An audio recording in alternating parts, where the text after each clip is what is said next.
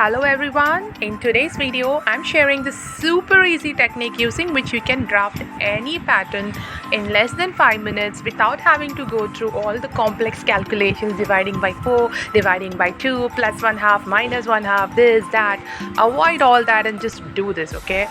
Take an A4 paper, fold your dress exactly into half and keep it on the paper and mark the points that I've just marked. That is your shoulder width, the length of the neck, the length of the armhole, and the total height of the top part of the dress. And simply trace it freehand. Just join the corners, give a curve for the armhole, and similarly give a curve for the neck as well, and draw the outline first. So let's do that. Once that is done, now you have to mark the seam allowance. Take 0.5 inches all over the pattern except on the sides, where you have to take at least 1 inches to 2 inches depending upon how frequent you think you have to alter the dress. So I have taken up to 2 inches on the side. Now let's mark the darts for the dress. Near the armhole, from the corners, draw 2 inches in and mark your 0.25 inches dart. And similarly at the waistline,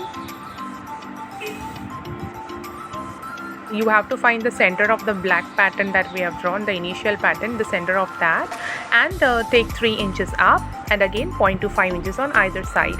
And you can skip this dart at the waistline if the kid is on a chubbier side, but the armhole dart would be good to do, and 0.5 inches around the corner up so that you get a slightly curved pattern. Now let's cut all this, and before that let's take the total length of the dress down the waist. It's around 13 inches. I have written it on this pattern. So that's it. Now I don't need anything else to make the dress. I'll just cut the upper part of the dress using this paper, and for the lower part I'll be simply taking a 13 inches long rectangle and gather it all around, and my frock is ready. This is a super simple summer frock, and I think I'll be making around 10 of them this summer for my daughter.